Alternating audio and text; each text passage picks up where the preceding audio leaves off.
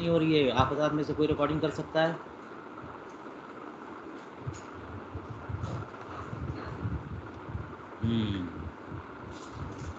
چلیے، بسم اللہ الرحمن الرحیم، نحمدہ ونصلی ونسلم علی رسولہ الکریم، اما بعد۔ اسباب النظائر، تیسرا قاعدہ، یقین شک سے زائل نہیں ہوتا، ذیلی قواعد کے ساتھ مکمل ہوا، اور خاتمہ چند فوائد پر مشتمل ہے جس میں 3 فائدے ذکر کیے۔ پہلا فائدہ ہو گیا۔ پہلے فائدے میں قاعدہ مذکورہ سے مستثنی فروع اور جزیات کا ذکر کیا۔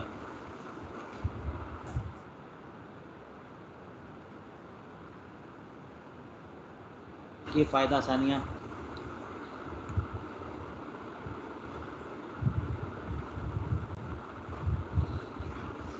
شک سے یقین زائل نہیں ہوتا۔ پہلے شک بتائیے، شک ہے کیا؟ تو شک کی وضاحت کے لیے اس کے طرفین یعنی وہم اور ظن دونوں کی وضاحت ہو جائے۔ فرماتے الشک کو تساوی الطرفین والظن الطرف الراجح وهو ترجیح جہت الصواب والوہم رجحان جہت الخطا۔ شک طرفین کی تساوی کا نام ہے، یعنی جس کو میں مثال کے طور پہ کہتا ہوں آپ کے لیے کہ 50% جو ہے، 50% آپ کو پتہ ہے کہ یہ زید آیا یا نہیں آیا، اس نسبت کی صحت پر صرف 50% ہی معلومات ہے، اس سے زیادہ نہیں۔ جانب موافق اور جانب مخالف، جہت ثواب اور جہت خطا، دونوں طرفین ہیں، ان کی برابری، نہ تو ادھر رجحان ہے نہ تو ادھر رجحان ہے، بالکل بیلنس اور بالکل برابری ہے، اس کو کہتے ہیں شک۔ اور اگر جہت ثواب راجح ہے تو اس کو ظن کہتے ہیں، جہت خطا راجح ہے تو اس کو وہم کہتے ہیں۔ جانب موافق کے لیے آپ جانب موافق والا پہلو راجح ہے تو وہ ظن ہے، اور جانب مخالف والا پہلو راجح ہے تو وہ وہم ہے۔ مثال کے طور پر میں یوں بول دیتا ہوں کہ 50% جو ہے نا، اگر نسبت کی صحت کے بارے میں کچھ اندازہ ہے اور یہ اندازہ 50% ہے تو شک ہے، اور اس سے زائد ہے تو ظن ہے، اس سے کم ہے تو وہم ہے۔ فرمایا وَأَمَّا اکبر الرأی وغالب الظن، رہا اکبر رائے اور غالب ظن، جس کو ظن غالب کہتے ہیں۔ ظن غالب تو فقہا کے نزدیک معتبر ہے، محض ظن معتبر نہیں ہے، ظن غالب معتبر ہے۔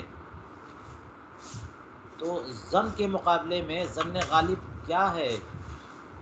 ظن اور ظن غالب میں کیا فرق ہے؟ فرماتے ہیں وَأَمَّا اکبر الرأی وغالب الظن فهو الطرف الراجح اذا اخذ به القلب، وہ طرف راجح ہی کا نام ہے ظن غالب جب دل اسے لے لے، یعنی دل میں وہ بات لگتی ہو، دل کی گہرائیوں میں اترتی ہو، دل اس سے مطمئن ہوتا ہو، دل اس سے مطمئن ہوتا ہے۔ یہ جزم کی صورت نہیں ہے، جزم تو 100% کو کہتے ہیں، 100%، کوئی اس میں شائبہ ہی نہیں ہے۔ لیکن کوئی چیز 80-90% ہوتی ہے، اس میں جہت ثواب 80% ہے، 90% ہے۔ کوئی ضروری نہیں ہے کہ آپ کے دل کو وہ بات لگے،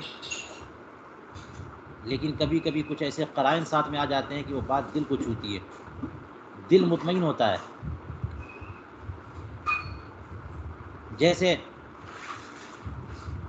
کوئی سامان گھر میں رکھا ہوا تھا، زید اس گھر میں داخل ہوا اور لے کر کے اور نکلا ہے تیزی کے ساتھ، چہرہ چھپاتے ہوئے، اور بہت تیزی کے ساتھ بھاگا۔ اندر جب کمرے میں گئے تو آپ کے پاس وہ سامان دیکھا کہ وہ سامان ہے ہی نہیں۔ تو اس سے یہ بات سامنے آئی کہ زید ہی لے کے بھاگا ہے، جس کو ہم ظن غالب کہیں گے۔ یہ 100% نہیں ہے، کیونکہ آپ نے اگر زید کے ہاتھ میں دیکھا ہوتا کہ وہ لے کے بھاگا، چوری کیا، تب تو 100% ہو گئی بات اور جزم ہے. لیکن وہاں ابھی بھی احتمال ہے زید جو ہے چہرہ چھپا کے تیزی سے لے کے بھاگا اور وہ سامان اندر نہ ملا، ابھی بھی احتمال تو ہے، ہو سکتا ہے کوئی اور لے گیا ہو. لیکن رجحان تو اسی طرف ہے کہ وہ جس انداز سے لے کے گیا ہے، زیادہ واضح بات یہی لگتی ہے کہ وہی اسی نے چوری کی ہے. اور جو اس کا انداز تھا چہرہ چھپانے کا، اس سے بات جو ہے نا دل مطمئن بھی ہوتا ہے کہ ہاں بالکل وہی لے گیا. اس کو کہتے ہیں ظن غالب. دل میں وہ لگے، دل اس پر یقین کرنے لگے. وَهُوَ الْمُعْتَبَرُ عِنْدَ الْفُقَهَاءِ، فقہا کے نزدیک ظن غالب معتبر ہے. جیسا کہ علامہ لامشی نے اپنی کتاب اصول فقہ میں اپنی اصول میں ذکر کیا. تو علامہ لامشی نے جو اپنے اصول میں ذکر کیا ہے اس کا خلاصہ کیا ہے؟ فرماتے ہیں وَحَاصِلُهُ أَنَّ الظَّنَّ عِنْدَ الْفُقَهَاءِ مِنْ قَبِيلِ الشَّكِّ لِأَنَّهُمْ يُرِيدُونَ بِهِ التَّرَدُّدَ بَيْنَ وُجُودِ الشَّيْءِ وَعَدَمِهِ سَوَاءً اسْتَوَيَا أَوْ تَرَجَّحَ أَحَدُهُمَا. علامہ لامشی کی بحث کا خلاصہ یہ ہے کہ فقہائے کرام کے نزدیک ظن، جو ظن خالص ہے، وہ شک کی قبیل سے ہے، وہ بھی شک ہی ہے. کیونکہ جو بھی جزم سے کمتر ہے وہاں تو احتمال آ گیا. 100% سے اگر کمتر ہے تو وہاں تو احتمال جانب مخالف کا آ گیا نا، تو پھر وہ شک کے ساتھ ملحق ہو جائے گا. تو ظن بھی شک ہی کا قبیل سے ہے. ظن کو بھی ظن کے ساتھ بھی شک والا ہی معاملہ کیا جائے گا. کیونکہ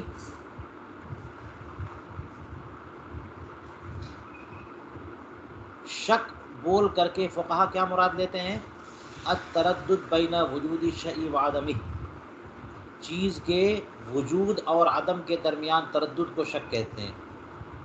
شے کے وجود و عدم کے درمیان تردد، وہ چیز ہے وہ چیز نہیں ہے، دونوں گنجائش ہو، اسی کو کہتے ہیں شک. عام ازی کی دونوں طرف جو ہے وہ برابر ہوں یا ایک طرف راجح ہو، تردد ہے. تو اگر جانب ثواب راجح ہے پھر بھی تردد تو ہے. تو شے کے وجود و عدم میں تردد ہی کا نام شک ہے. اس اعتبار سے ظن خالص جو ہے وہ شک ہی ہو گیا. وقدا قالوا کی کتاب الاقرار، کتاب الاقرار میں بھی ایسے ہی کہا گیا کہ لو قال له علی، لو قال، یہ اسٹیٹمنٹ یہاں سے شروع ہو رہا ہے، له علی 1000 درہم فی ظنی.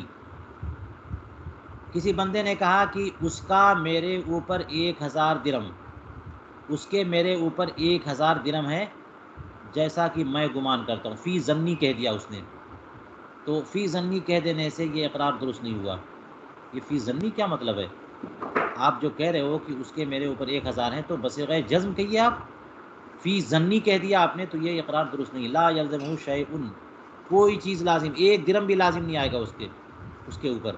لأنہ للشک، کیونکہ فی ظنی یہ عبارت جو ہے نا شک کے لیے آتی ہے. یہ تو مشکوک بات کہہ رہا ہے.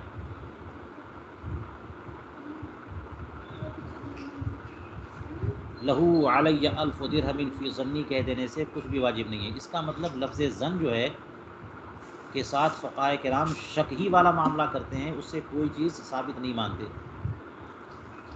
لیکن غلبہ ظن کو فقہائے کرام یقین کے ساتھ ملحق کرتے ہیں. فرمایا وغالب الظن عندهم ملحق بالیقین. فقہا کے نزدیک غالب ظن جو ہے یقین کے ساتھ ملحق ہوتا ہے، اس کے ساتھ یقین والا معاملہ کرتے ہیں. وَهُوَ الَّذِي يَبْتَنِي عَلَيْهِ الْأَحْكَامُ، یہ جو ظن غالب ہے اس کا کیا حکم ہے اور کیا حیثیت ہے؟ فرماتے ہیں یہ کون سا ظن غالب ہے؟ یہ وہ ہے جس پر احکام مبتنی ہوتے ہیں، اس پر احکام کا دار و مدار ہوتا ہے، احکام اس پر بھی ثابت ہوتے ہیں، احکام کی بنا رکھی جاتی ہے اس پر. اس ظن غالب سے کوئی بات معلوم ہے تو اس پر حکم نافذ ہوگا. یعرف ذالک، نہیں، یعرف ذالک من تصفح کلام فی الابواب. یہ بات اس کو معلوم ہو جائے گی جو فقہائے کرام کے کلام کو مختلف ابواب میں تلاش کرتا پھرے، تجسس کرے، جستجو اور تفتیش کرتا رہے، فقہا کے کلام کا مطالعہ کرتا رہے، اچھی طرح اسے پتہ چل جائے گا کہ ظن غالب کو ملحق بالیقین مان کر کے فقہا احکام شرعیہ کی بنا اس پر رکھتے ہیں، ہاں صرف ظن کو شک کے درجے میں رکھتے ہیں۔ صرحوا فی نواقض الوضوء، فقہا نے نواقض وضو میں صراحت فرمائی بأن الغالب کالمتحقق، غالب متحقق کے درجے میں ہے۔ طلاق کے بیان میں بھی صراحت فرمائی کہ اذا ظن الوقوع لم یقع، اگر وقوع کا محض گمان ہے تو طلاق واقع نہیں ہوگی، وَإِذَا غَلَبَ عَلَىٰ ظَنِّهِ وَقَعَ، اور اگر اسے ظن غالب ہو گیا کہ طلاق واقع ہوئی، حکم دے دیا جائے گا وقع، طلاق واقع ہو گئی۔ تو ظن غالب یہ دو الگ الگ چیزیں ہیں۔ فرق کیا ہوا؟ ظن اور ظن غالب دونوں میں جہت ثواب راجح ہے، جانب موافق راجح ہے، بس یہ ہے کہ ظن میں وہ بات دل میں لگتی نہیں ہے، اور ظن غالب میں دل اس پر مطمئن ہو جاتا ہے۔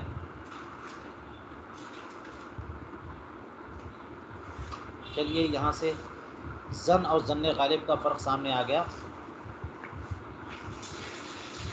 اور یہ بھی معلوم ہو گیا کہ ظن غالب فقہا کے نزدیک معتبر ہے، محض ظن معتبر نہیں ہے۔ یہاں پر ایک بات عرض کروں کہ آپ کو پتہ ہے کہ خبر متواتر ہی مفید یقین ہے، خبر مشہور یا خبر واحد یہ سب کے سب احاد کی قبیل سے ہیں، اور احاد جو ہے وہ مفید ظن ہوتی ہیں، مفید یقین نہیں ہوتی، تو پھر خبر واحد حجت نہیں ہونی چاہیے جی۔ لیکن آپ کو پتہ ہے اصول فقہ میں یہ ہے کہ خبر واحد بھی حجت ہے، تو اس سب کا مطلب کیا ہے؟ ایک طرف یہ بھی ہے قرآن پاک میں ان الظن لا یغنی من الحق شیئا، کہ بے شک ظن جو ہے حق سے کچھ بے نیازی نہیں دیتا، کچھ کام نہیں چلتا ظن سے۔ ایک جگہ یہ ہے کہ زیادہ ظن کے پیچھے نہیں پڑو، کہ زیادہ ظن جو ہے نا وہ کیسے وہ آئے تھے کلمات، یا ایھا الذین آمنوا اجتنبوا کثیرا من الظن ان بعض الظن اسم۔ ان بعض الظن لإثم، اب دیکھیے یہ ظن سے بچنے کی بات ہو رہی ہے، آپ دیکھ لیجئے ظن سے بچنے کی بات ہو رہی ہے، قرآن پاک کا حکم ہے۔ تو فقہائے کرام بڑی دور کی بات لاتے ہیں، دور کی بات کیا ہے، بڑی اہم بات لاتے ہیں۔ خلاصہ ان باتوں کا ذہن میں یہ رکھیے ورنہ پریشانی ہوگی، وہ یہ کہ ظن حق علم میں کچھ افادیت نہیں کرتا، حق عمل میں حجت ہوتا ہے۔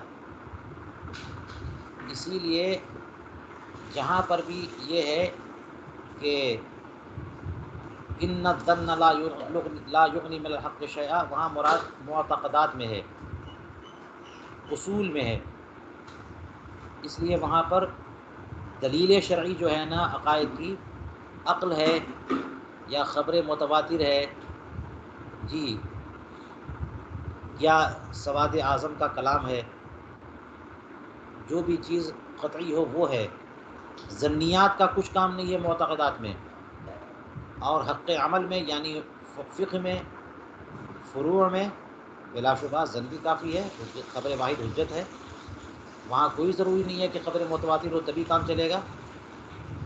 یہ اپنے اپنے طور پر محمل ذہن میں رکھ لیجئے، اگلی بحثوں میں کام آئیں گی باتیں۔ یہ دوسرا فائدہ ہو گیا۔ الفائدۃ الثالثہ فی الاستصحاب، تیسرا فائدہ استصحاب کے بیان میں۔ استصحاب ہے کیا؟ ابھی دیکھیے آپ نے ایک بحث پڑھی تھی ذیلی قواعد کے تحت، تحکیم حال۔ تحکیم حال کا مطلب یہ پڑھ لیا تھا آپ نے کہ اگر کوئی اس وقت کوئی صورتحال آپ کے سامنے ہے، کوئی چیز ثابت ہے، تو وہ ایک دلیل ہے اس بات پر کہ ماضی میں بھی وہ چیز ویسی ہی تھی، اس کو تحکیم الحال کہا۔ بالکل اسی کا اپوزٹ ہے استصحاب، یعنی حال سے ماضی پر استدلال کرنا، یہ ہے تحکیم حال، اور استصحاب اس کا الٹ ہے، ماضی سے حال پر استدلال کرنا، ماضی سے حال پر استدلال کرنا۔ کل پرسوں، گزشتہ مہینے، گزشتہ سال آپ نے کوئی چیز دیکھی تھی، بالکل یقین ہے آپ کو، ایک دم جزم ہے، آپ نے اپنی آنکھوں سے دیکھی، یقین، لیکن آج کی ڈیٹ میں وہ چیز ہے کہ نہیں ہے؟ آپ مانیں گے، چونکہ آپ اپنی آنکھوں سے دیکھ کے آئے ہیں تو ابھی بھی مانیں گے وہ چیز ہے۔ یہ آپ کس طور پر آپ استدلال کر رہے ہیں، کیسے مان رہے ہیں؟ یہ استصحاب کے طور پہ مان رہے ہیں، کیونکہ گزشتہ مہینے آپ نے وہ چیز دیکھی ہے، تو آپ کا دل اس بات پر مطمئن ہے کہ ابھی بھی وہ چیز ویسی ہی ہے، حالانکہ وہاں پر احتمال ہے کہ آپ نے جو چیز دیکھی تھی کل کو وہ چیز ہٹا دی گئی وہاں سے، مگر آپ مانتے ہیں۔ اس کو کہتے ہیں استصحاب، ماضی سے حال پر استدلال استصحاب ہے، اور حال سے ماضی پر استدلال یہ تحکیم حال ہے۔ یہ دونوں حجت ہیں، لیکن میں نے جب وہاں پہ بات کر رہا تھا تو میں نے بتایا تھا کہ یہ کوئی مضبوط دلیل نہیں ہے، یہ کوئی حجت مطلقہ نہیں ہے، یہ ہلکی پھلکی دلیل ہے۔ جہاں پہ کوئی دلیل نہیں ہوتی، کہتے ہیں نا کہ ڈوبتے کو تنکے کا سہارا، وہاں پہ اس طرح کی دلیلوں سے کام چلایا جاتا ہے۔ میں نے بڑی تفصیل سے بات کی تھی کہ قبضہ دلیل ملک ہے، یہ بات میں نے کہی تھی، قبضہ دلیل ملک ہے، لیکن یہ بڑی مضبوط دلیل نہیں ہے۔ جب کوئی دلیل نہیں ہوتی تو پھر قبضہ کو دلیل ملک مان لیتے ہیں۔ سامنے والا کوئی دستاویز نہیں پیش کر رہا، اس کے پاس بینہ نہیں ہے، پھر کیا کریں گے؟ جس کے ہاتھ میں مال ہے اسی کا مان لیا جائے گا۔ تو جس طرح سے تحکیم حال کو حجت قرار دیا گیا تھا مگر مضبوط حجت نہیں ہے، اسی طرح استصحاب بھی یہ دلیل تو ہے لیکن کوئی مضبوط دلیل نہیں ہے۔ استصحاب کا خلاصہ میں نے بتا دیا، فرماتے وہوا کما فی التحریر۔ اس کو ذرا میں آپ کے سامنے وضاحت کروں، جیسے کہ آپ کسی شہر میں گئے اور کوئی بڑی بلڈنگ دیکھی آپ نے، تو ممکن تو ہے نا کہ جب آپ نے وہ بلڈنگ دیکھی، کل کو کوئی نیا پروجیکٹ آ گیا، اس سٹی میں پاس ہو گیا اور پورا محکمہ آیا اور ڈیمولش کرنا شروع کر دیا، 3-4 روز کے بعد وہ ساری بڑی بلڈنگ جو ہے نا کیا ہو گئی؟ زمیں بوس ہو گئی۔ لیکن آپ تو دیکھ کر کے آئے ہوئے ہیں اور اگلے سال بھی آپ یقین کر کے بیٹھے ہوئے ہیں کہ وہ بلڈنگ ویسی ہی ہوگی۔ یہ استصحاب سے استدلال ہے۔ ہوتا ایسے ہی ہے، جو چیز رہتی ہے وہ چیز بعد میں بھی رہتی ہے، لیکن ضروری نہیں ہے، یہ ضروری نہیں ہے۔ ہمالیہ پہاڑ دیکھ کر کے آئے، اپنی آنکھوں سے دیکھا، یقین ہے، لیکن ابھی بھی یقین ہے، ہم ابھی نہیں دیکھ رہے، مثال کے طور پہ یقین ہے کہ وہ اپنی جگہ پر ہے۔ آپ مدینہ منورہ گئے اور احد کی پہاڑی دیکھی آپ نے، اب یہاں پر بیٹھے ہوئے اپنے گھر میں اور یقین کر رہے ہیں کہ احد کی پہاڑی وہیں پر ہے، کیا ضروری ہے وہیں پہ ہو؟ ضروری تو نہیں ہے۔ ہو سکتا ہے کہ پورا محکمہ لگ گیا اور ایک ایک جو ہے چٹان ہٹا کر کے کنارے کر کے میدان کر دیا ہو، لیکن یہ احتمال بہت کمزور ہے، صرف احتمال ہے۔ استصحاب یہی ہے کہ چونکہ آپ دیکھ کے آئے اور اس کا ہٹ جانا آپ کو معلوم نہیں ہے، تو آپ ابھی بھی اس کو وہیں مانتے ہیں، یہی استصحاب ہے۔ احتمال تو ہے لیکن یہ احتمال بہت مرجوح ہے، بہت کمزور ہے، اس حد تک استصحاب جو ہے نا دلیل ہے۔ جیسے پہلے آپ نے وہ تحکیم حال والا مسئلہ پڑھا تھا، ابھی یہ پراپرٹی زید کے قبضے میں ہے، اسی کے استعمال میں ہے، یہ دلیل ہے کہ پہلے بھی زید ہی کی تھی، یہ تحکیم حال ہے۔ ابھی وہ پراپرٹی زید کے ہاتھ میں ہے، یہ دلیل ہے کہ پہلے بھی زید کے پاس تھی، لیکن ضروری تو نہیں ہے۔ یا پہلے یہ پراپرٹی زید کے پاس تھی لہٰذا ابھی بھی زید کی ہے، یہ استصحاب ہو گیا۔ فرماتے ہیں کہ التحریر، جو امام ابن حمام کی کتاب ہے اصول فقہ کی، اس میں استصحاب کے بارے میں یہ لکھا ہے، الحکم ببقاء امر محقق لم یظن عدمہ، کسی امر محقق کے کی بقا کا حکم دینا کہ جس کے عدم کا ابھی کوئی گمان نہ ہو. امر محقق یعنی جسے آپ نے دیکھا ہے، وہ معاملہ بالکل تحقیقی طور پر، نفس الامری طور پر آپ کے نزدیک ثابت ہے، آپ نے خود اپنے سر کی آنکھوں سے اسے دیکھا ہے، امر محقق ہے، تو اس کے بقا کا حکم دینا ہے. اگلے زمانے میں، اگلے دن، اگلے ہفتے، اگلے مہینے، اگلے سال آپ یہ حکم لگا رہے ہیں کہ چونکہ وہ چیز میں نے اپنی آنکھوں سے دیکھی ہے تو وہ ابھی بھی ہے، یہ حکم لگانا، بشرطے کہ لم یظن عدم ہو، اس کے عدم کا کوئی گمان وہاں پہ نہ ہو. اسی کو کہتے ہیں استصحاب. جی علامہ حموی نے یہاں پہ جو تعریف کی ہے وہ دیکھ لیجئے.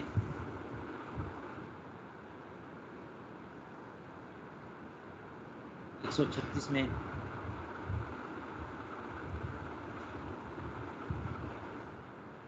حموی آپ کے سامنے ہے.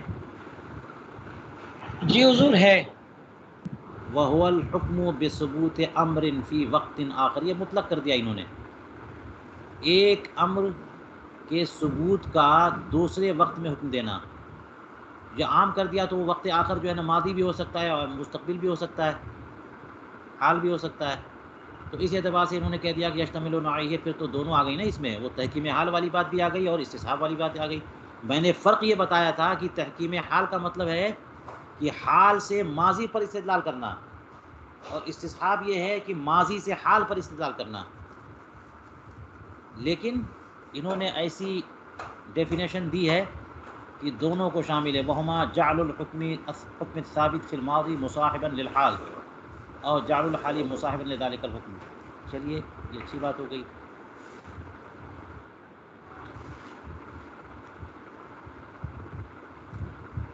چلے استصحاب جو ہے کا کنسیپٹ بالکل کلیئر ہو گیا کہ ایک چیز ماضی میں ثابت تھی، اس کو ابھی بھی ثابت ماننا صرف اس وجہ سے کہ اس کے عدم کا کوئی شائبہ آپ کے پاس نہیں ہے، کوئی رپورٹ نہیں ہے، کوئی خبر نہیں ہے، کوئی وہم و گمان میں بھی نہیں ہے کہ وہ چیز ہٹا دی گئی.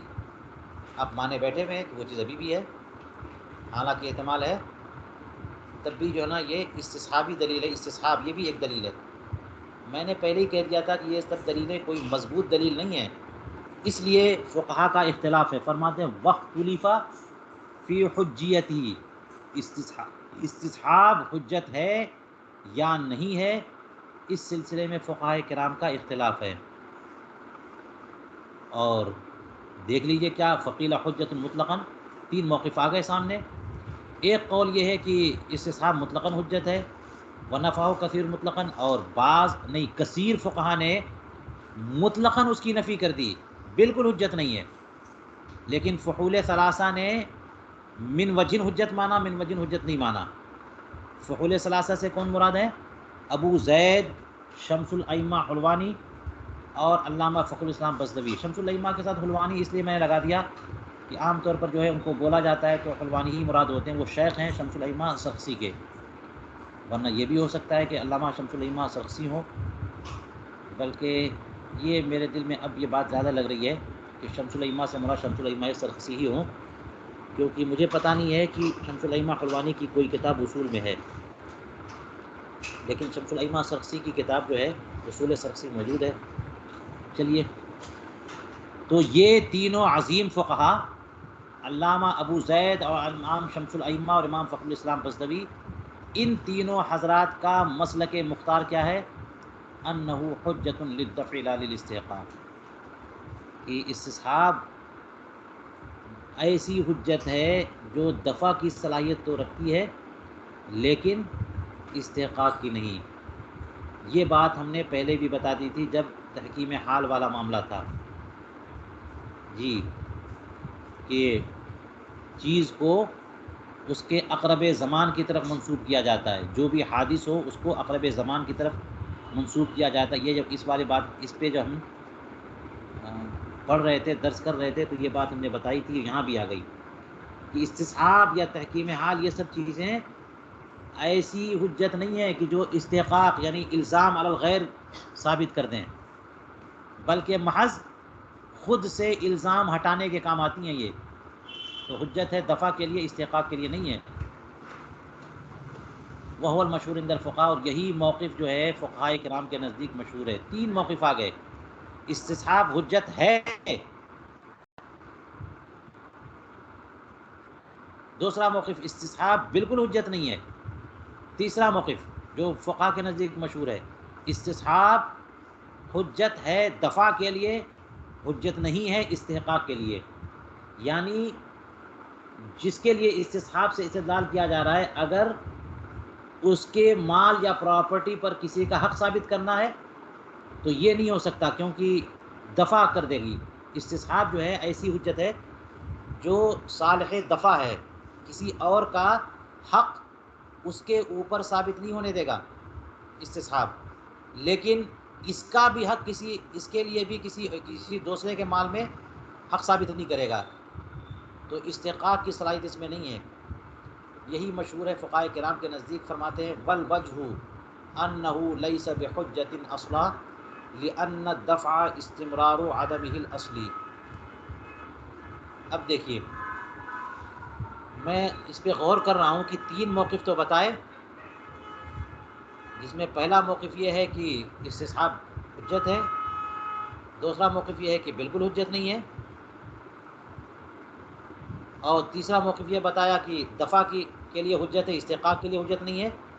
لیکن جب تعلیل فرمائی ہے انہوں نے تو تعلیل صرف درمیانی موقف کی فرمائی، کہ جن حضرات نے فقہاء کرام نے کہا کہ استصحاب بالکل حجت نہیں ہے، اسی کی وجہ بتا رہے ہیں بس. والوجہ انہ لیس بحجۃ اصلا، اور آخر تک جو ہے نا اسی کے فروع ذکر کیے، نہ پہلے قول کے فروع ذکر کیے، نہ تیسرے والے قول کے فروع ذکر کیے. تو چلیے اسی پر ہم بھی بات کرتے ہیں. فرماتے ہیں والوجہ انہ لیس بحجۃ اصلا، استصحاب بالکل حجت نہیں ہے، ایک دم قطعاً سرے سے کوئی دلیل نہیں ہے. کیوں؟ لأن الدفع استمرار عدم الاصلی،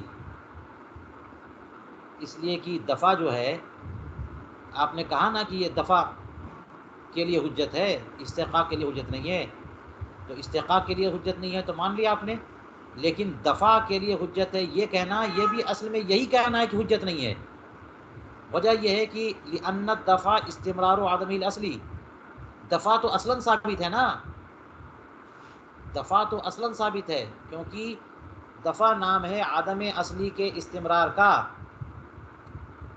یہ مال زید کے پاس ہے، اس کا مطلب یہ کہ بکر کا کوئی حق نہیں ہے، تو پہلے سے بکر کا حق نہیں تھا تو یہ مانا جائے گا ابھی بھی نہیں ہے. تو جو عدم اصلی ہے وہ ابھی بھی جاری ہے، اسی کو تو دفع کہتے ہیں. تو دفع بھی حجت نہیں ہوئی، دفع کے لیے بھی حجت نہیں ہے، یا دفع کے لیے حجت ہونا بھی کوئی معنی نہیں رکھتا، کیونکہ دفع عدم اصلی کے استمرار کا نام ہے. اور دیکھیے لأن موجب الوجود لیس موجب بقائہ، یہ یہاں پر لأن 2 بار کہا نا، تو پہلا جو لأن ہے وہ پہلے والے حصے کی دلیل ہے، جو بعض فقہاء نے فرمایا کہ استصحاب حجت ہے دفع کے لیے، اس کو رد کر رہے ہیں کہ بیسیکلی دفع کے لیے حجت ہونا بھی کوئی معنی نہیں رکھتا، اس لیے کہ دفع کیا ہے، عدم اصلی کا استمرار ہے. اب جزو ثانی پر دلیل کہ استصحاب استحقاق کے لیے بھی حجت نہیں ہے. دلیل کیا ہے؟ لأن موجب الوجودی لیس موجب بقائہ، اس لیے کہ وجود کا موجب بقا کا موجب نہیں ہے، وجود کا موجب بقا کا موجب نہیں ہے. وجود کا سبب الگ ہو، بقا کا سبب الگ ہو، یہ الگ الگ چیزیں ہیں. اسی لیے اللہ تبارک و تعالیٰ کے بارے میں فرمایا کہ اللہ تبارک و تعالیٰ رب ہے. خالق ہونا اس کا مطلب یہ ہوتا ہے کہ اللہ نے لوگوں کو چیزوں کو وجود دیا ہے، اور وجود دینے سے یہ لازم نہیں ہے کہ وہ باقی بھی ہو، یعنی بقا کا بھی انتظام اسی کے ذمہ ہو. اس لیے فرمایا رب بھی ہے وہ، اور رب کا مطلب یہ ہے کہ سب کا پالنہار، سب کا کو باقی رکھنے والا. تو وجود دینا الگ چیز ہے اور بقا الگ چیز ہے. کسی چیز کو پیدا کر دینے سے یہ لازم نہیں آتا کہ وہ اگلے وقت میں باقی بھی رہے. اس لیے دلیل وجود الگ ہے، دلیل بقا الگ ہے. فرماتے ہیں اس لیے کہ وجود کا موجب بقا کا موجب نہیں ہے۔ مثال کے طور پر کوئی فیکٹری ہے جس نے کوئی مال پیدا کیا، تو فیکٹری نے اس مال کو پروڈیوس کر دیا، وہ موجب وجود تو ہے، لیکن اگلے وقت میں وہ سب مال لوٹ پاٹ کے لے کے چلے گئے، ختم ہو گیا، برباد ہو گیا۔ کیا ضروری ہے اس سے کہ وہ مال جو ہے نا سلامتی کے ساتھ دوسری دکانوں میں پہنچ جائے یا اگلے 1 مہینے بھی باقی رہے؟ اب اس کی حفاظت کرنی ہوگی، اس کو جو ہے نا پہنچانا ہوگا۔ تو بقا کا جو موجب ہے بعین ہی وہی موجب نہیں ہے جو کہ وجود کا موجب تھا، اس کی بقا کا الگ سے انتظام کرنا ہوگا۔ وہ چیز پیدا ہو گئی، کیا لازم ہے کہ وہ سالہ سال تک رہے؟ اگر آپ اس کے بقا کا یا اس کی زندگی کا، اس کی جو ہے نا برداشت کا، اس کے نشو و نما کا کوئی انتظام نہیں کرے تو وہ رہ جائے گی چیز۔ تو وجود شیء دیگر ہے، بقا شیء دیگر ہے۔ آپ استصحاب سے دلیل کیسے لا سکتے ہیں؟ جو چیز پہلے تھی، کیا ضروری ہے کہ وہ چیز باقی بھی ہو؟ اور یہی تو آپ استصحاب سے کہنا چاہ رہے ہیں کہ چیز تھی، اس کا مطلب ابھی بھی ہے، یہ کوئی ضروری نہیں ہے۔ موجب وجود موجب بقا نہیں ہے۔ فالحکم ببقائہ بلا دلیل، تو اس کے موجب وجود ہی سے بقا پر حکم لگانا یہ بلا دلیل حکم لگانا ہے، لہٰذا سرے سے استصحاب حجت نہیں ہے۔ ایسے ہی تحریر میں لکھا ہوا ہے، فرماتے ہیں وَمِمَّا فُرِّعَ عَلَيْهِ۔ اب یہاں پر یہ بات واضح ہو چکی تو تفریعات پر توجہ دیجیے گا، اور یہ تفریعات ذرا مشکل ہے، توجہ رکھیے گا، زیادہ سبق باقی نہیں ہے، لہٰذا توجہ سے 2-3 جزئیات جو ہیں، 2-3 فروع بہت توجہ سے سنیے گا، تب سمجھ میں آئے گی بات۔ فرماتے وَمِمَّا فُرِّعَ عَلَيْهِ، اس پر جو تفریعات ہیں اس میں سے کیا مسئلہ ہے؟ الشخص اذا بیع من الدار وطلب الشریک الشفعۃ فانکر المشتری ملک الطالب فیما فی یدہ فالقول له ولا شفعۃ له الا ببینہ۔ جی، اس سے پہلے یہ ذہن میں لائیے کہ تفریق کر کس کی رہے ہیں، کس بات پر تفریق لا رہے ہیں؟ استصحاب کے تعلق سے 3 موقف بتائے ہیں، لیکن جو تعلیل پیش کی ہے وہ اس بات پر کہ استصحاب سرے سے حجت نہیں ہے۔ اس کا مطلب یہ بتانا ہے، تفریح اسی بات پہ پیش کرنی ہے کہ استصحاب کوئی دلیل نہیں ہے، استصحاب کوئی دلیل نہیں ہے۔ اب یہ ذہن میں رکھیے اور یہ جزیہ پڑھیے۔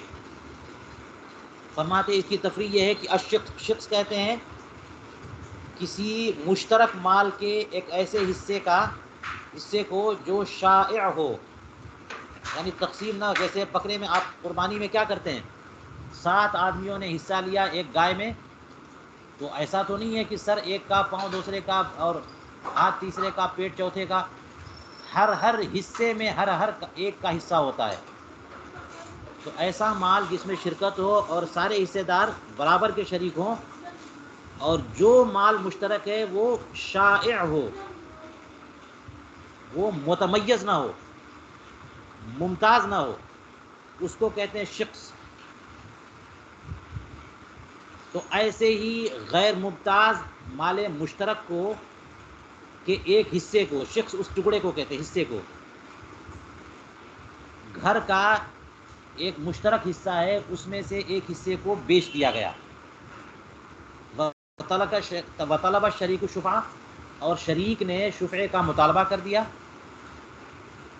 شفعہ کا بیان آپ پڑھ چکے ہیں۔ اور مشتری نے کیا کیا اس کے بعد؟ وہ اور تگڑا نکلا، اس نے کیا کیا کہ جو بندہ شفعے کا مطالبہ کر رہا ہے اس کی ملکیت ہی کا انکار کر دیا جو اس کے ہاتھ میں ہے۔ تم جتنے حصے پر ابھی قابض ہو وہ اصل میں تمہارا ہے ہی نہیں، پھر کیا تمہارا حق بنتا ہے شفعہ کے مطالبے کا؟ تو یہ صورت مسئلہ سامنے آ گئی آپ کے۔ صورت مسئلہ سمجھیے، پھر میں دوبارہ عرض کرتا ہوں، ایک پراپرٹی ہے، ایک مکان ہے یا ایک زمین ہے، کہہ لیجئے ایک زمین، ایک پلاٹ ہے، 2 بندوں نے خریدا، زید اور بکر، اور ابھی حصہ بکرا نہیں لگایا تھا، تو پھر زمین کے ہر ٹکڑے میں دونوں کے حصے ہیں برابر برابر۔ تقسیم سے پہلے پہلے زید نے اپنا حصہ، یہ شخص ہو گیا، زید نے ایک حصہ بیچ دیا خالد کو، تو زید کا پارٹنر بکر تھا، بکر نے شرکت کی بنیاد پر، آپ کو پتہ ہے کہ شرکت کی بنیاد پر حق شفا ملتا ہے امام شافعی کے نزدیک، ہمارے نزدیک بھی، تو شاید شریک والا مسئلہ اس لیے لائے کہ شافعیہ اور حنفیہ دونوں میں مطابقت ہو جائے، دونوں کے حساب سے یہ مثال بنے۔ تو زید نے جب اپنا حصہ تقسیم سے پہلے پہلے بیچ دیا خالد کو، تو اس کا پارٹنر جو بکر ہے اس نے ڈیمانڈ کر دیا کہ مجھے شفا دیے، کیونکہ وہ آدھے کا وہ مالک ہے لیکن وہ آدھا بھی ممتاز نہیں ہے، تو اسے حق شفا تو ملے گا نا۔ لیکن اس کے بعد کیا کیس ہوا یہ کہ جو خالد خریدار ہے وہ زیادہ چالاک نکلا، اس نے کیا کیا کہ فوراً اس نے جو ہے یہ کہہ دیا کہ جناب والا بکر صاحب، آپ جتنے حصے پر قابض ہیں پہلے آپ اس کی ملکیت تو ثابت کریے، آپ جو آدھے کی بات کر رہے ہیں آپ سرے سے اس کے مالک ہی نہیں ہیں۔ مشتری نے طالب کی ملکیت کا انکار کر دیا جو اس کے طالب کے ہاتھ میں ہے، اس نے کہہ دیا کہ آپ پہلے اسی پہ ملکیت ثابت کریے، تو اب کیا ہوگا؟ مسئلہ کیا ہے؟ فرق کہتے فالقول لہو، تو بات اسی مشتری کی مانی جائے گی، ولا شفاعت لہو الا ببینہ، اور طالب شفاع جو مشترک جو شریک ہے، پہلے سے اپنے کو شریک مان رہا ہے، اس کو حق شفاع نہیں حاصل ہے مگر بینہ کے ذریعے۔ جب مشتری نے کہہ دیا کہ آپ جتنے حصے پہ قابض ہیں پہلے اس کی ملکیت ثابت کریے، آپ دراصل اس کے مالک ہی نہیں ہیں، تو اب سارا کیس چلا گیا اس شریک پر، اس کو بینہ سے ثابت کرنا پڑے گا کہ میں اس حصے کا مالک ہوں، وہ بینہ سے ثابت کر دے گا کہ میں مالک ہوں، تب طلب شفاع کا حق ملے گا اور پھر حق شفاع ملے گا، ورنہ یہ منکر جو ہے نا اس کی بات مان لی جائے گی۔ اب آپ کہیے گا جناب اس شریک کو اتنا پاورفل بنا دیا گیا، اس کی بات مان لی گئی، کیسے؟ وجہ وہی ہے کہ اصل میں زمان کا واجب نہ ہونا ہی اصل ہے، تو بات اس کی مانی جائے گی کیونکہ یہ منکر ہے نا، اس کو تو دینا پڑ جائے گا، اس لیے بات اسی کی مانی جائے گی، اور یہاں استصحاب حال سے کام نہیں چلے گا۔ یہ دیکھیے کیسے یہ فرع ہوئی، یہ جزیہ کیسے فرع بن گیا، اور کیسے مثال ہے اس بات کی کہ استصحاب سرے سے حجت نہیں ہے۔ اسی طور پر کہ استصحاب سے اگر استدلال کیا جائے تو یہ جو شریک ہے وہ شفعے کا مطالبہ کر رہا ہے، وہ شریک تھا نا ایک زمانے میں، زید و بکر دونوں نے مل کے وہ پراپرٹی وہ پلاٹ خریدا تھا، تو وہ شریک تو تھا، اور اسی ماضی کی شرکت سے اور ماضی کی ملکیت سے حال پر استدلال وہ کر رہا ہے کہ میں ابھی بھی مالک ہوں لہذا مجھے حق شفاع ملنا چاہیے۔ اس مشتری نے کیا کیا کہ اسی استصحاب سے استدلال کو کینسل کر دیا کہ آپ نے فلاں سال خریدا تھا، اس سے کیا لازم ہے کہ ابھی بھی مالک ہیں آپ مالک ہی نہیں ہیں، آپ ثابت کرو پہلے ملکیت۔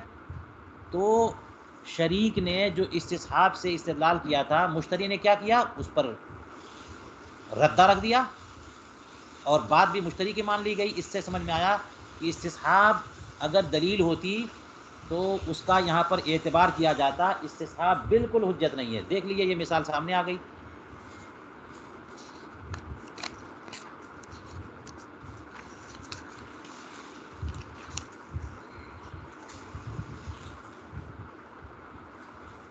یہاں پر میں نے اپنے نسخے میں حاشیہ لکھا ہے جو میں سمجھ سکا اور جس کی میں نے وضاحت کی ہے، فالقول لہو پر، یہ ہے نا فالقول لہو، کہ یہ مثال کیسے ہے اس بات کی کہ استصحاب جو ہے وہ بالکل حجت نہیں ہے۔ میں نے یہاں پہ حاشیہ لگایا فالقول لہو اے للمشتری لا للشریک، لأن کون الشریک مالکا فی الماضی لا یستدعی کونہ مالکا فی الحال او المستقبل، فعلیہ اے فعل الشریک ان یثبت بالبینۃ انہ شریک فی الحال اے وقت البیع۔ یہ شریک جو ہے نا، جو پارٹنر ہے، اس کو ثابت کرنا پڑے گا کہ ابھی بھی وہ مالک ہے، ماضی میں مالک تھا اور ساتھ میں مل جل کے خریدا تھا، اس سے لازم تھوڑی آتا ہے کہ ابھی بھی مالک ہے، ابھی ثابت کرنا پڑے گا۔ چلیے ایک جزیہ ہو گیا۔ اسی بات پر ایک اور فرع، ایک اور جزیہ، یعنی کس بات پر کہ استصحاب بالکل دلیل نہیں ہے، بالکل حجت نہیں ہے۔ فرماتے المفقود لا یرث عندنا ولا یورث، یہ تو بڑا مشہور جزیہ ہے، اور آپ نے مفقود الخبر کے مسئلے میں قدوری میں اس کو پڑھا بھی تھا کہ مفقود نہ وارث ہوتا ہے نہ مورث ہوتا ہے۔ ہمارے نزدیک نہ وارث ہوتا ہے نہ مورث ہوتا ہے، کیونکہ وہاں بتایا تھا کہ مفقود الخبر جو ہوتا ہے وہ دوسروں کے حق میں میت مانا جاتا ہے اور اپنے حق میں زندہ مانا جاتا ہے۔ تو اپنے حق میں زندہ ہے، لہٰذا اس کی پراپرٹیز کا کوئی وارث نہیں ہوگا، اور دوسروں کے حق میں مردہ مانا جاتا ہے، لہٰذا یہ کسی اور کا وارث نہیں ہوگا۔ بات وہی ہو گئی کہ یہ استصحاب جو ہے حجت دفع تو ہے، حجت استحقاق نہیں ہے۔ تو یہاں پر یہ کہہ رہے ہیں کہ مفقود نہ وارث ہوگا نہ مورث ہوگا، یعنی نہ خود وارث بنے گا نہ کسی کو وارث بننے دے گا اپنے مال کا۔ یہ بھی اس بات سمجھ میں آ گئی کہ یہ استصحاب حجت نہیں ہے۔ وَقَدَّمْنَا فُرُوعًا مَبْنِيَّةً عَلَيْهِ فِي قَاعِدَةِ أَنَّ الْحَادِث يُضَافُ إِلَىٰ أَقْرَبِ أَوْقَاتِهِ، فرماتے ہیں کہ ہم نے جب اس قاعدے پر بات کر رہے تھے کہ حادث کو اقرب اوقات کی طرف منسوب کرنا چاہیے، اس وقت ہم نے چند مسائل اور چند فروع ذکر کیے تھے جو اسی پر مبنی تھے کہ استصحاب بالکل حجت نہیں ہے۔ اور بزازیہ کی کتاب الاقرار میں یہ مسئلہ لکھا ہوا ہے، یہ بھی دیکھ لیجئے یہ کیسے مثال ہے۔ فرماتے ہیں صب دہنن لانسان عند الشہود فادعا مالک الضمان فقال كانت نجسة لوقوع فأرة فيها فالقول للصواب لإنكاره الضمان والشهود يشهدون على الصب لا عدم النجاسة۔ یہ فتاوی بزازیہ کی کتاب الاقرار کا یہ جزیہ دیکھیے کہ کسی نے کسی کا تیل گرا دیا، بھائی تیل کے ڈبے میں تیل رکھا ہوا تھا، زید آیا اور اس نے اس تیل کو بالکل گرا دیا، اور وہاں پر کچھ گواہ بھی موجود تھے جو گواہی دیں گے کہ ہاں زید نے گرایا ہے۔ اب تیل کے مالک نے زید پر تاوان کا دعویٰ کر دیا، تم کون ہوتے ہو میرا تیل گرانے والے، لاؤ پیسے لاؤ یا تیل لاؤ مجھے دو۔ تو زید جو گرانے والا ہے اس نے کیا کہا، اس نے کہا کہ یہ سارا کے سارا تیل نجس تھا، تو میں گراتا نہیں تو کیا کرتا، تم نجس تیل کھاتے۔ فقال، اس نے کہہ دیا کانت نجستن لوقوع فارۃ فیہا، اس میں چوہا گر گیا تھا جس کی وجہ سے تمہارا تیل جو ہے نجس ہو گیا تھا، اس لیے بھلائی اسی میں تھی کہ وہ سارا کا سارا تیل میں گرا دیتا تاکہ تم بیمار نہیں پڑتے اور نجس چیز نہیں کھاتے۔ جی تو بات کس کی مانی جائے گی؟ فرماتے ہیں فالقول للصواب، یہ فتاوی بزازیہ کا جزیہ ہے، تیل گرانے والے کی بات مانی جائے گی، تیل گرانے والے کی بات مان لی جائے گی۔ بات یہ ہے کہ جو تیل کا مالک ہے وہ ایسا دعویٰ کر رہا ہے کہ گرانے والے پر تاوان واجب ہو، اور گرانے والا وہ بات کہہ رہا ہے کہ اس سے تاوان دفع ہو، اور آپ نے پڑھ لیا نا پہلے کہ اصل برات الذمہ ہے، اس لیے مالک کی بات نہیں مانی جائے گی بلکہ تیل گرانے والے کی بات مانی جائے گی۔ فالقول للصواب، کیوں؟ لانکار ضمان، کیونکہ وہ تو زمان سے منکر ہے۔ جو مالک ہے وہ بینہ سے ثابت کرے کہ تیل میں چوہا نہیں گرا تھا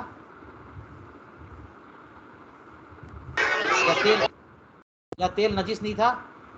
جب وہ ثابت نہیں کر سکے گا تو بات آٹومیٹکلی کس کی مانی جائے گی؟ جس نے تیل گرایا۔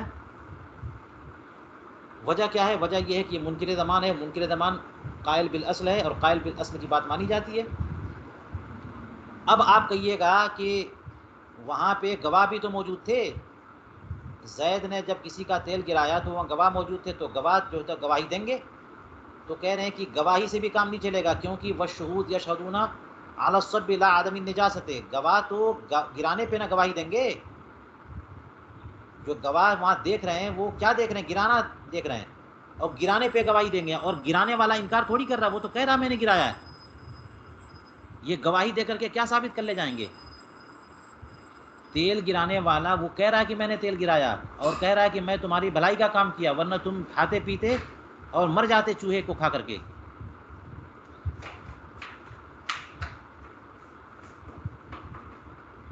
تو وہ خود کہہ رہا ہے کہ میں نے تیل گرایا ہے، گواہ گواہی دے رہے ہیں تیل گرانے کی، پر تو ان کی گواہی سے کیا کام چلے گا؟ لا عدم نجاست، گواہی عدم نجاست کی نہیں دے سکتے۔ آپ نے شہادات کے بیان میں پڑھ لیا ہے کہ نفی پر گواہی نہیں چلتی، عدم پر گواہی نہیں چلتی۔ گواہی اس بات کی ہوتی ہے جسے آدمی سنے دیکھے، گواہی اس بات کی دی جاتی ہے جس کو آدمی آنکھوں سے دیکھے یا کانوں سے سنے۔ اور نفی اور عدم یہ لا شیء محض ہوتے ہیں، نہ ان کو سنا جا سکتا ہے نہ ان کو دیکھا جا سکتا ہے، اس لیے عدم پر گواہی بالکل کچھ بھی نہیں ہے، نفی پر گواہی نتھنگ، کچھ بھی نہیں ہے۔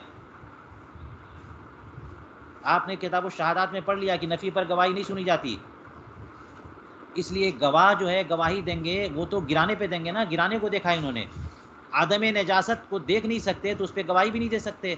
یہ لوگ عدم نجاست پہ گواہی دیتے اور وہ سنی جاتی، تب نہ جا کر کے صاحب کو تاوان دینا پڑتا۔ جی اسی جو طرح اس سے مقام پر صاحب حموی کچھ فرما رہے ہیں زمان ہونے یا نہ ہونے کے اعتبار سے۔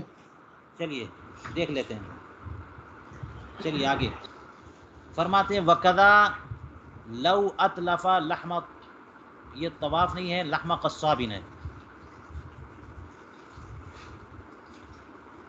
جی حضور لحمہ قصاب نظر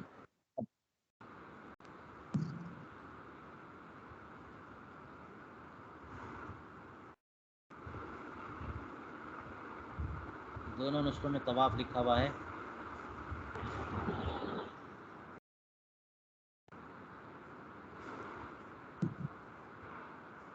اس میں بھی ہاں طوافی بھی لکھا ہوا ہے، اس میں بھی طواف لکھا ہوا ہے، اصل میں ہے قصاب۔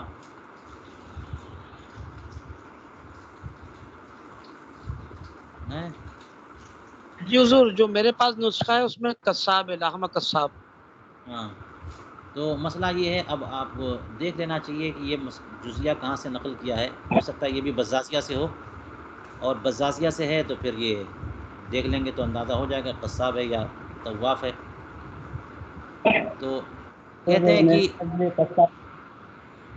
ہاں کہہ یہ رہے کہ اسی طرح سے یہ جزیہ بھی ہے کہ اگر کسی نے قصاب کا گوشت ضائع کر دیا، طواف کہیں تو اس کا مطلب وہ ہوگا جو پھیری لگا کے گوشت بیچتا ہو، گلی کوچے میں گوشت لو گوشت لو، اس کا گوشت لیا کسی نے اور پھینک دیا۔ لیکن زیادہ واضح ہے کہ طواف کے بجائے قصاب مانیے۔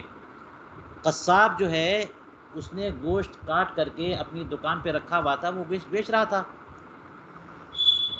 اب جناب آئے اور آ کر کے سارا گوشت اٹھا کر کے نالے میں ڈال دیا، تو اس متلف سے زمان کا مطالبہ ہوگا نا، فطولب بالزمان، اس سے تاوان کا مطالبہ کیا گیا۔ فقال تو یہ اس نے کہا کانت میتتن فاطلفتها، یہ مردار کا گوشت تھا اس لیے میں نے تباہ کر دیا، اس لیے میں نے ضائع کر دیا۔ لا یصدق، اس کی بات نہیں مانی جائے گی، اس کی بات نہیں مانی جائے گی۔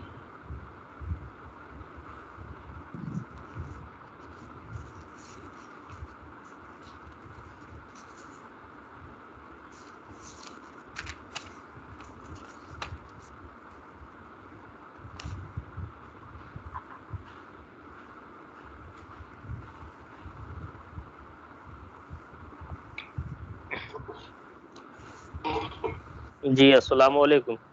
وعلیکم السلام۔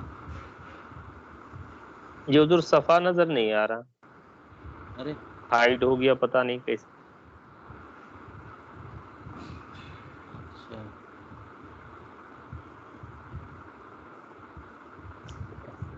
اب نظر آ رہا ہے؟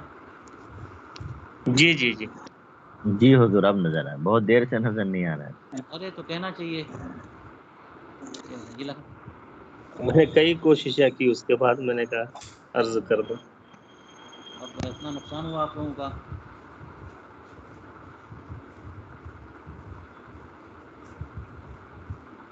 میں اسکرین شیئر کرتا ہوں بڑی محنت سے، اس میں آپ لوگوں کی آسانی کے لیے.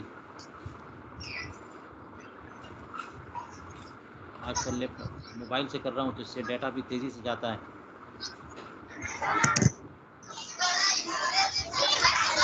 چلیے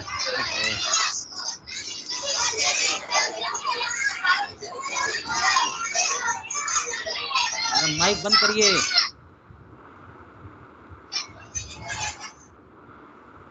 مائک بند کریے.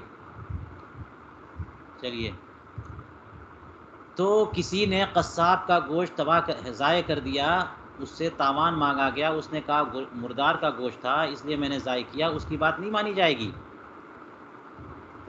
اس کی بات نہیں مانی جائے گی.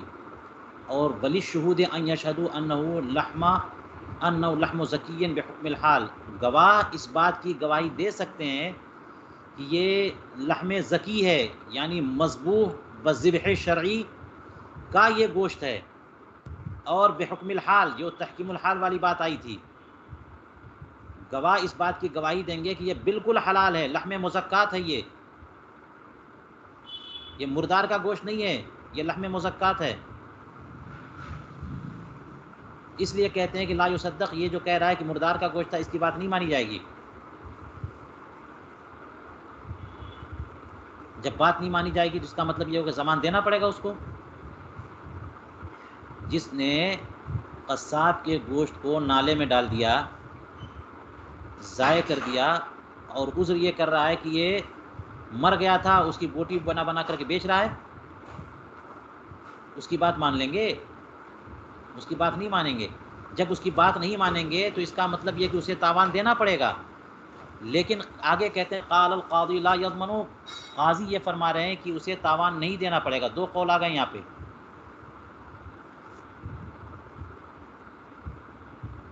اور اس پہ میں غور کر رہا تھا کہ پہلا والا قول بطور تفریح یہاں پر پیش کیا ہے یا قول ثانی ہے تفریح.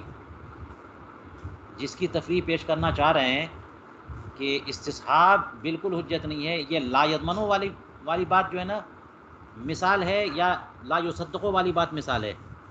چلیے اس مسئلے کو بھی ہم حل کرتے ہیں، لیکن پہلے عبارت اور اس ترجمہ اور تشریح کہ گوشت کسی نے ضائع کر دیا، زمان کا مطالبہ ہوا، کہنے لگا مردار کا گوشت تھا اس لیے میں نے ضائع کیا، اس کی بات نہیں مانیں گے، لہٰذا اسے تاوان دینا پڑے گا. گواہ گواہی دیں گے کہ یہ حلال گوشت تھا.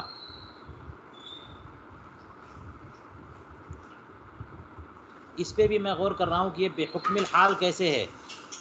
تو بے حکم الحال یوں ہے کہ جیسے بازار میں جو گوشت بکتا ہے، علامہ حموی نے غالباً اس کا تذکرہ کیا ہے. عام طور پہ جو بازار میں گوشت بکتا ہے، کیا یہ قصاب لوگ مرے ہوئے جانور کو لا کر کے بیچتے ہیں؟ روزانہ جو بزنس چل رہا ہوتا ہے وہ لحم مزکات ہوتا ہے، یہ ذبح شرعی کر کے لاتے ہیں یہ لوگ. تو اس طور پر جو ہے یہ ہے حال، کہ بازار کا حال ایسا ہے. آپ نے کتاب الشہادات میں یہ بات پڑھ لی ہے کہ بہت سارے ایسے معاملات آتے ہیں جس میں سن کر کے بھی اور بات سنی سنائی بات پر بھی اور شہرت پر بھی گواہی دی جا سکتی ہے. جیسے نکاح کے بارے میں گواہی دی جاتی ہے، دو میاں بیوی رہتے ہیں ایک ساتھ اور کبھی دیکھا نہیں کہ نکاح ہوا کہ نہیں ہوا، ساتھ رہتے ہیں، گواہی دے دی ہے نکاح کی. تو شہرت کی بنیاد پر یا سنی ہوئی باتوں پر بعض معاملات میں گواہی دینا درست ہے. لہٰذا بازار کا حال یہ ہے کہ گوشت وہاں پر حلال ملتا ہے، جو قصاب لے کے آتے ہیں ذبح شرعی کر کے لاتے ہیں. تو اس حکم حال، اس تحکیم حال کی بنیاد پر گواہ اس بات کی گواہی دیں کہ یہ بھی گوشت، یہ جانور مرا نہیں تھا بلکہ اس کو ذبح شرعی کیا گیا ہے، یہ لحم زکی ہے، یہ کیونکہ ہوتا یہی ہے، لہٰذا یہ بھی وہی ہے.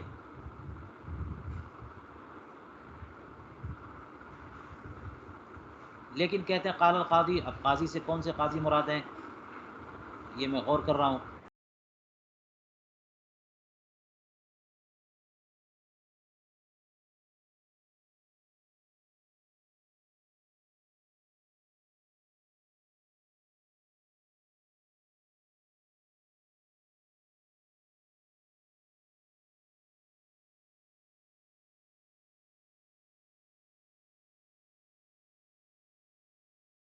لا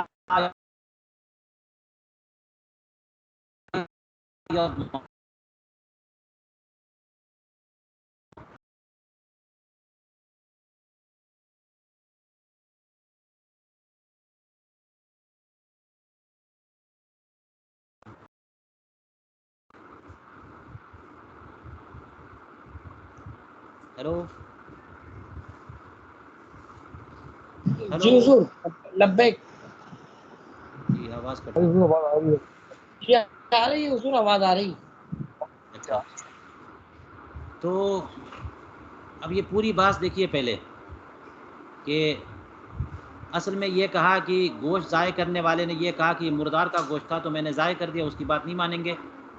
لیکن نہ ماننے کا مطلب یہ کہ اسے تاوان دینا پڑے گا. قاضی نے کہا کہ تاوان نہیں دینا پڑے گا، تو قاضی پر اعتراض ہوا. فاعترض علیہ بمسألۃ کتاب الاستحسان، کتاب الاستحسان کے مسئلے سے ان پر اعتراض کیا ہوا؟ وہ یوں ہوا یہ مسئلہ کہ ان رجلا لو قتل رجلا، اگر ایک مرد نے دوسرے مرد کو قتل کر دیا، فلما طلب منہ القصاص، جب قاتل سے قصاص کا مطالبہ کیا گیا تو وہ کہنے لگا کانا ابتدا، یہ تو جس کو میں نے قتل کیا وہ مرتد ہو گیا تھا اس لیے میں نے مارا، یا اس نے میرے باپ کو قتل کر دیا تھا اس لیے میں نے مارا. فقتلتہ قصاصا او للردۃ، قصاص میں مارا ہے یا ارتداد کی بنیاد پہ مارا ہے تو میرے اوپر کوئی قصاص نہیں آتا. لا یسمع، یہ قاتل کا ایکسکیوز نہیں سنا جائے گا، یہ قاتل کی بات نہیں سنی جائے گی، کیونکہ اس طرح سے کوئی بھی قتل کرے گا اور قتل کر لے گا تو پھر کہے گا کہ نہیں نہیں یہ مرتد ہو گیا تھا اس لیے میں نے قتل کیا، یا میرے فلاں کو مارا تھا اس لیے میں نے قتل کیا. اس طرح سے تو پھر امن و امان پورے ماحول سے اٹھ جائے گا. فاجابہ، جب قاضی پر اس طرح سے اعتراض کیا گیا تو قاضی نے اس کا کیا جواب دیا؟ انہوں نے کہا لِأَنَّهُ لَوْ قُبِلَ لَأَدَّى إِلَى فُتْحِ بَابِ الْعُدْوَانِ، یہاں پر اس کی بات قبول نہیں کی جا رہی ہے. یہ جو مثال آپ پیش کر رہے ہیں کہ ایک مرد نے دوسرے مرد کو قتل کر دیا اور اس نے ایکسکیوز کیا تو اس کی بات نہیں قبول کی جا رہی ہے. کیوں؟ یہاں پر کیس الگ ہے، یہاں پر اس لیے یہ بات قبول نہیں کی جا رہی ہے یا قاتل کا جواب اس لیے قبول نہیں کیا جا رہا ہے کیونکہ اگر قبول کر لیا جائے تو ظلم و عدوان کا دروازہ کھل جائے گا. اسی طرح چھوڑ دیا جائے قاتلوں کو کہ وہ کہہ دیا کہ وہ مرتد ہو گیا تھا یا فلاں کی شان میں گستاخی کیا تھا اور اس لیے میں نے مار دیا، تو پھر کوئی بھی اپنے دشمن کو مارے گا اور کہہ دے گا تھانے میں جا کر کے کہ اس نے ارتداد کیا تھا، اس نے کفر کیا تھا اس لیے میں نے مار دیا. تو ہر بندہ مارتا جائے گا اپنے مخالفین کو، تو ظلم و عدوان کا پھاٹک کھل جائے گا. یہ تو فَإِنَّهُ يَقْتُلُ، وہ قتل کرے گا، وَيَقُولُ، اور کہے گا کہ قَانَ الْقَتْلُ كَذَلِكَ، قتل بس اس طرح ہوا ہے. اس لیے اس کی بات نہیں مانی جائے گی کیونکہ وَأَمْرُ الدَّمْ عظیم، خون کا معاملہ بڑا عظیم معاملہ ہوتا ہے. جب تک کہ 100% بات ثابت نہ ہو جائے قصاص کا حکم نہیں آتا. فلا یحمل، اس لیے خون کے معاملے کو محمل نہیں چھوڑا جاتا، اس میں سستی نہیں کی جاتی، اس میں کوئی جو ہے نا کوتاہی نہیں ہوتی. برخلاف مال کے معاملے کے، یہ مال کا معاملہ بھی اہم ہوتا ہے لیکن اس سے کم تر. اور وہاں بات جو ہے نا وہ جو گوشت اس نے ضائع کر دیا ہے وہاں مال کا معاملہ ہے، اور وہ کہہ رہا ہے کہ میں نے دیکھا، وہ کہہ رہا ہے جو جس نے ضائع کیا ہے گوشت کو، وہ خود کہہ رہا ہے کہ یہ مردار کا گوشت ہے تو اس کی بات مانی جانی چاہیے. فَإِنَّهُ بِالنِّسْبَةِ إِلَى الدَّمِ أَهْوَنُ، کیونکہ مال خون کے مقابلے میں اہون ہے، ہلکا معاملہ ہے. حَتَّى حُكِمَ فِي الْمَالِ بِالنُّقُولِ وَفِي الدَّمِ يُحْبَسُ حَتَّى يُقِرَّ أَوْ يَحْلِفَ، کہ مال کا معاملہ خون کے معاملے میں ہلکا تر ہے. یہی وجہ ہے کہ مال کے معاملے میں نقول سے بھی فیصلہ کر دیا جاتا ہے لیکن جان کے معاملے میں نقول پر فیصلہ نہیں ہوتا. نقول سے مراد منکر جو ہے قسم سے انکار کر دے. یہ قضائے قاضی میں آپ نے پڑھ لیا اور شہادات میں بھی پڑھ لیا کہ اگر مدعی بینہ نہ پیش کر سکے تو قاضی منکر پر قسم پیش کرے گا، اور اگر منکر نے قسم کھا لیا اس کے حساب سے فیصلہ کر دے گا، اور قسم پہ انکار کیا تو مدعی کے حق میں فیصلہ کرے گا۔ تو دیکھیے مالی معاملات میں ہوتا ہے، نقول کی بنیاد پر قاضی جب مدعی کے حق میں فیصلہ کرتا ہے تو یہ مالی معاملات میں، جان کے معاملے میں فیصلہ نہیں کر سکتا۔ اسی لیے کہتے ہیں کہ دم کا جو کیس ہو، خون کا جو کیس ہے، اس میں اگر منکر نقول کر رہا ہے تو اس کی بنیاد پر مدعی کے حق میں فیصلہ نہیں ہوگا، بلکہ منکر کو قید کیا جائے گا، منکر کو قید کیا جائے گا، یہاں تک کہ وہ یا تو اقرار کرے کہ ہاں میں نے قتل کیا ہے، یا پھر قسم کھا لے کہ میں نے قتل نہیں کیا ہے، اس وقت تک تو اس کو جو ہے قید کریں گے۔ یہ دیکھ لیجیے فرق، مال کا معاملہ اور جان کا معاملہ زمین آسمان کا فرق ہے۔ مالی معاملات میں نقول کی بنیاد پر مدعی کے حق میں فیصلہ ہوتا ہے، جانی معاملات میں خصم کے نقول کی بنیاد پر مدعی کے حق میں فیصلہ نہیں ہوتا ہے۔ اور ایک فرق دیکھیے، کہتے ہیں کہ وَأُكْتُفِيَ بِيَمِينٍ وَاحِدٍ فِي الْمَالِ وَبِخَمْسِينَ يَمِينًا فِي الدَّمِ۔ زمین آسمان کا فرق دیکھیے مال اور خون جان کا، کہ مال کے معاملے میں ایک قسم اگر منکر اٹھا لیتا ہے تو اس کی وجہ سے منکر کے حق میں فیصلہ ہو جاتا ہے، ایک ہی یمین پر اکتفا کی جاتی ہے۔ لیکن جان کے معاملے میں 50 یمین چاہیے، یعنی مقاسمہ میں آپ نے پڑھ لیا ہوگا، کوئی لاش کسی علاقے میں ملی، پورے علاقے کے لوگ ذمہ دار ہیں، 50 لوگوں کو سلیکٹ کیا جائے گا اور قاضی سب سے یمین لے گا، اور سب نے قسم کھا لیا تب جا کر کے سب بری ہوں گے۔ تو جان کے معاملے میں 50 یمین چاہیے، مال کے معاملے میں ایک یمین کافی ہے، ہو گیا نا فرق۔ تو قاضی یہ کہنا چاہ رہے ہیں کہ یہ جو جزیہ ہے کہ ایک بندے نے ایک کو قتل کیا، جب اس سے قصاص کا مطالبہ ہوا تو کہنے لگا مرتد ہو گیا، اس کی بات نہیں مانی جائے گی، جان کا مسئلہ ہے۔ اور قصاب کا گوشت جو ضائع کیا تھا کسی نے، وہ جان کا مسئلہ نہیں تھا، وہ مال کا مسئلہ تھا، وہ کہہ رہا ہے کہ مردار کا گوشت تھا، اس کی بات مانی جائے گی اور اس پہ زمان نہیں آئے گا۔ اس طور پر لگتا یہ ہے کہ یہ لا یضمنو والا جو قول ہے وہ قول ہے مثال، موضع استشہاد یہ ہے۔ اس لیے میں نے اپنے نسخے میں ایک حاشیہ لگایا،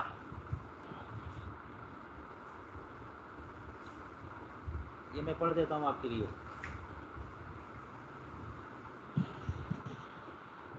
لا یضمنو پر میں نے حاشیہ لگا، لا یضمنو بقول القاضی هو موضوع الاستشهاد فإنه دلیل على ان الاستصحاب ليس بحجة اصلا۔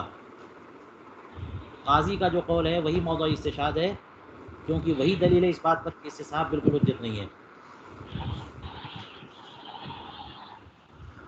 اب بتائیے، کیا بیچ میں کوئی سوال ہو رہا تھا؟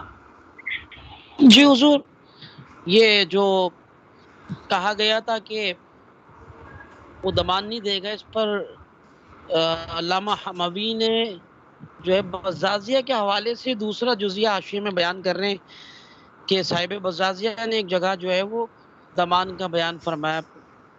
ہاں جی دیکھتا ہوں کہاں حاشیے ہے۔ میں انکاری ضمان پہ کہاں پہ؟ یہ حضور اسی پہ جو بیان کیا تھا کہ جو ہے وہ کسی نے کسی کا تیل گرا دیا اور پھر کہا کہ نجس تھا، اسی کے تحت حاشیہ جو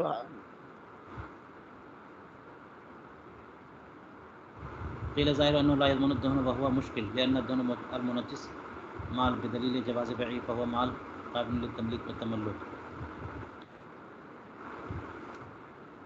یکون مالا معصوما ونقل في البزازیہ في موضوع آخر۔ اچھا وہ تو حل بھی پیش کیا انہوں نے، وہ مسئلہ نہیں ہے، وہ تو اچھی بات ہے، دیکھیے مطالعہ کریے، وہ تو حل بھی پیش کیا کہ ایک قول یہ ہے کہ تاوان نہیں ہے، ایک قول یہ ہے کہ تاوان ہے، اور حل بھی پیش کر دیا انہوں نے کہ جہاں پہ تاوان کی نفی کی گئی وہ زمانے مثل کی نفی ہے، اور جہاں تاوان کا قول کیا گیا وہ زمانے قیمت کی۔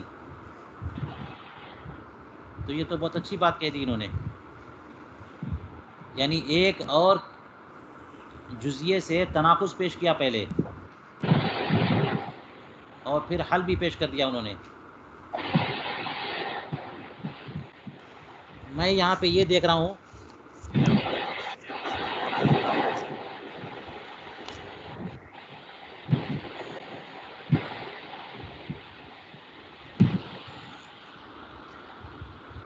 یہاں پر یہ دیکھیے لانکار الضمان، علامہ حموی لانکار الضمان پہ کیا کہہ رہے ہیں، یہ دکھ رہا ہے؟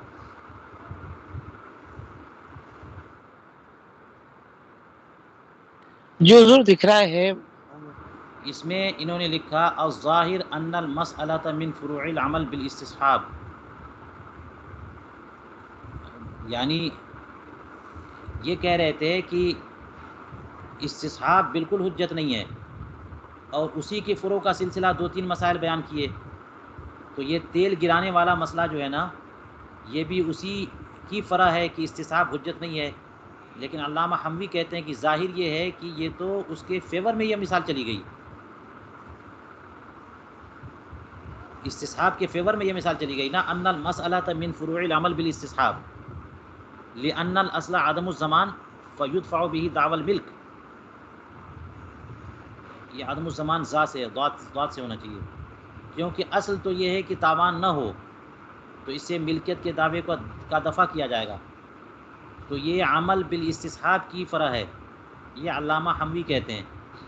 لیکن میں نے جو تقریر کی ہے اس پر یہ سوال نہیں ہوتا. جی اگر غور کریں ہماری تقریر پہ، اس لیے میں نے یہاں پر کیا لکھا، میں نے اپنے حاشیے میں لکھا، یہاں پر دیکھ لیجئے، میں پڑھ دیتا ہوں لانکار الضمان پہ، کہ یہ جو مسئلہ ہے کہ کسی نے تیل گرا دیا تو مالک نے تاوان کا دعویٰ کیا، اور تیل گرانے والے نے یہ کہا کہ تیل چوہا کے گر جانے کی وجہ سے نجس ہو گیا تھا اس لیے گرایا میں نے. تو بات تیل گرانے والے کی مانی جائے گی ہیں، لانکار الضمان کیوں اس کی بات مانی جائے گی؟ کیونکہ وہ تاوان کا انکار کر رہا ہے. اس پر میں نے یہاں پہ حاشیہ لگا لا للمالک، لا لمالک الدہن، تیل گرانے والے کی مانی جائے گی بات، تیل کے مالک کی بات نہیں مانی جائے گی. لأن کون دہنہ طاہرا فی الماضی لا یستدعی کونہ طاہرا فی الحال اے وقت الصب، وبهذا التقدیر ظہر ان هذا لیس من فروع العمل بالاستصحاب کما قاله الحموی رحمہ اللہ. بات سمجھ میں آئی کہ یہ جو ہے، یہ میں سمجھتا ہوں کہ یہ بالکل درست ہے، کیونکہ یہ استصحاب کے اگینسٹ ہے، استصحاب کے فیور میں نہیں ہے. کیونکہ جو تیل کا مالک ہے وہ یہ کہنا چاہ رہا ہے کہ میرا تیل پاک تھا، اور گرانے والا یہ کہنا چاہ رہا ہے کہ تمہارا تیل ناپاک تھا. تو استصحاب تو یہ ہے نا کہ اس کا تیل پاک تھا تو ابھی بھی پاک مانا جائے، تیل پاک تھا تو ابھی بھی پاک مانا جائے، یہ نا استصحاب ہوا. اس کو نہیں مانا اور گرانے والے کی بات مان لی گئی، اس نے کہا کہ ناپاک تھا. یہ جو ہے استصحاب کے فیور میں نہیں ہے بلکہ استصحاب کے اگینسٹ میں ہے. یہ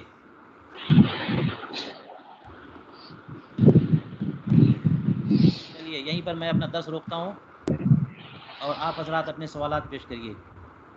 تو حضور خلاصہ کیا ہوا پھر، یہ استصحاب کے اگینسٹ ہے مثال؟ جی